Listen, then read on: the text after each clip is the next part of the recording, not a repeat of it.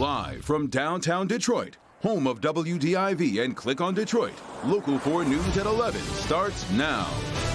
A young mother shot and killed. Her house then set on fire. Everybody know that my sister was murdered in his home, and her baby witnessed everything. Tonight, family and friends gathering to pray for her 4-year-old son who was badly burned in that fire. We begin, though, with the Electoral College making Joe Biden's victory over President Trump official. Good to have you with us tonight at 11. With his win now formalized, President-elect Biden addressing the nation tonight on democracy and free and fair elections. The soon-to-be 46th president of the United States accusing President Trump of a, quote, unprecedented assault on democracy.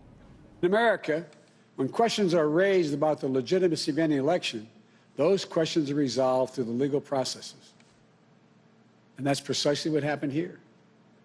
The Trump campaign brought dozens and dozens and dozens of legal challenges to test the result. They were heard again and again. And each of the time they were heard, they were found to be without merit. The Electoral College votes will now be sent to Congress to be counted formally next month.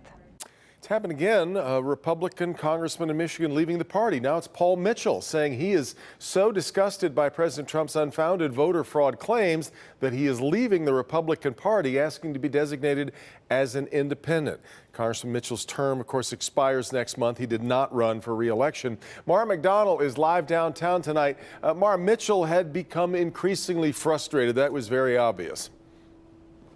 Clearly, Devin, and he said that the president's continued promotion of these debunked conspiracy theories and his supporters in the Republican Party continuing to promote that was one thing. And then you added on top of that the threats at the state capitol today against electors. He said it's now time for him to have the R removed from his name.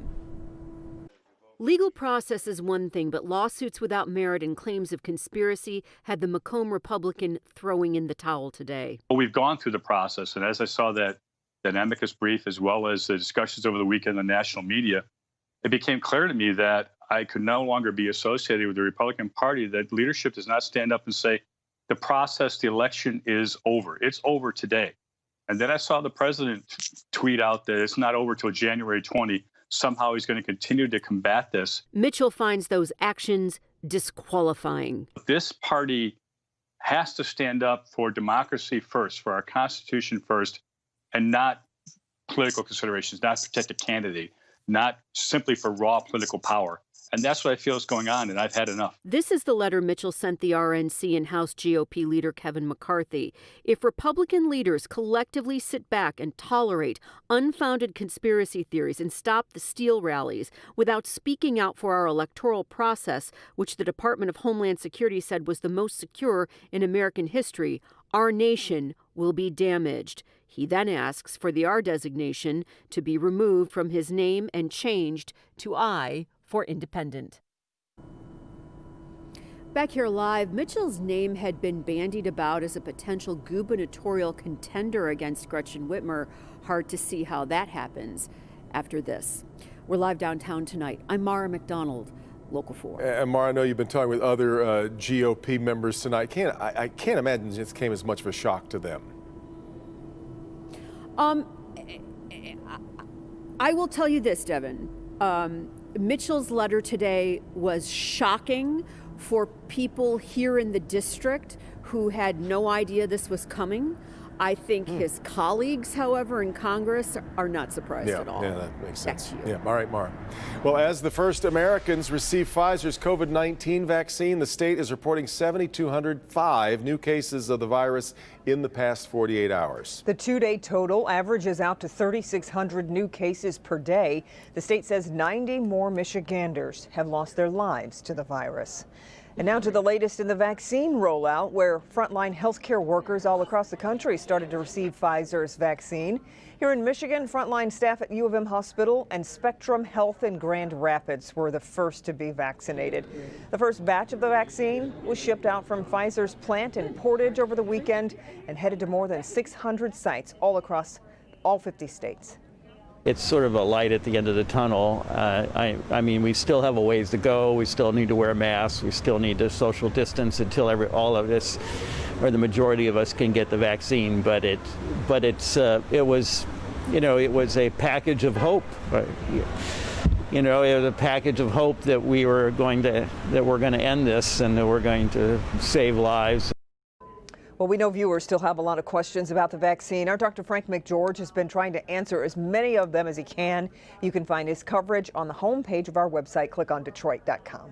Wayne County is trying to get federal CARES Act dollars directly into the hands of workers who are suffering from the recent restaurant and entertainment industry closures. Any Wayne County resident impacted can get a one-time $500 gift card. Wayne County Executive Warren Evans is hoping to help about 12,000 workers. But here, where the rubber really meets the road and the demand really speaks to that, we're giving $500 a gift card to employees of the entertainment industry, of restaurant industry. Tomorrow is the last day to apply. Workers have to be able to prove residency, but also show a pay stub from one of those affected industries. We've put the information on how to apply at clickondetroit.com. A family is struggling tonight to come to grips with the murder of a young mother and the near murder of her son. It happened almost 1 week ago on Claiborne Street on Detroit's west side. Cassandra Morrow had been shot and her home set on fire to cover it up. Jason Colthorpe is live tonight with the latest. Jason, first off, do we know how the little boy is doing tonight? Well, Kim, he is in the fight of his life at Detroit Children's Hospital. His 36-year-old mother and boutique owner did not survive this, and her family now trying to come to grips with who would want her dead. My sister was a beautiful person. My sister had her own business. She loved her baby. That was the only baby she had. He was her world. He was her world. The murder of Cassandra Morrow has left her family in disbelief. I can't believe she's gone. Last Tuesday, firefighters responded to her home, Huron, and Morrow and her son inside. Cassandra had been shot in the head. I had to view my sister's body and to see her like that. This whole ordeal, I don't know what to call this. Tonight, family members had a quiet candlelight vigil at the home to remember Cassandra and to pray for her 4-year-old son, Christian, who was severely burned in the fire. He's doing better. He had 3 surgeries. The major one was on his lungs. He survived that one. Now he's just in recovery. Shirley isn't just grieving. She's planning to continue her sister's boutique and to help raise Christian. She's also planning to get justice for her sister. I'm gonna do everything in my power to make sure this investigation go on, that everybody know that my sister was murdered in his home and her baby witnessed everything. Like, left to die and burned. She was burned. Somebody seen something, somebody heard something, and I just want somebody to speak up and say something. Yeah, just an awful crime, and if anyone did see something or know something, call Detroit police with that tip. The family, meantime, is trying to pay for the burial of Cassandra, the surgeries of Christian, and his care going forward. They have set up a GoFundMe account to help with all of that. We've linked to it with this article at clickondetroit.com. We're on the west side tonight. Jason Colthorpe, Local 4. Okay, Jason, thank you. Tonight, Attorney General William Barr says he is resigning. He is going to be replaced by Deputy Attorney General Jeff Rosen, who will become the acting Attorney General. Barr's resignation comes a few weeks after he told the Associated Press that the Justice Department found no widespread fraud that would change the presidential election, a statement heavily criticized by President Trump. So Barr's last day will be December 23rd. Tonight, a middle school basketball coach in Rochester Hills is behind bars for allegedly assaulting his girlfriend in Orion Township. Oakland County Sheriff's deputies responded last night to the girlfriend's house for a welfare check, where they say they found her semi-conscious and covered in blood. The coach was taken into custody this morning. Charges are pending. The Rochester Community Schools District says the Van Hoosen Middle School coach was fired after learning about this arrest. In Macomb County, a woman is now charged in a shooting at a Shelby Township apartment complex that happened over the weekend. 25-year-old Simone Powell is charged with 4 felonies, including assault with intent to do great bodily harm. Police say Powell pulled a gun and shot at another person after an argument. It happened early Saturday morning at the Fox Lane Apartments on Utica Road near Mound. A judge gave Powell $50,000 bond. Federal prosecutors reached a settlement with the UAW in the union's corruption scandal. Settlement includes the appointment of an independent monitor to help combat fraud. That will be in place for the next 6 years. The deal would allow members to decide if they will vote directly on the union's leadership. 15 people, including 2 former union presidents, were convicted during the investigation. This deal still has to be approved, though, by a federal judge. Still ahead, it is the hottest holiday gift this season and nearly impossible to find. When and where you can buy a PlayStation 5 tomorrow. We'll tell you about it. Let's check in with Ben.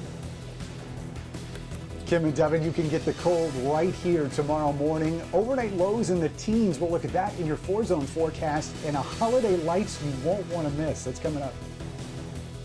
A small dog rescued from a frozen swamp in Oakland County. We talked to the rescuer. I roll up my pants, take off my shoes, and get in. And we'll tell you why animal control is saying they're seeing 3 or 4 of these every year being turned in from the same part of town.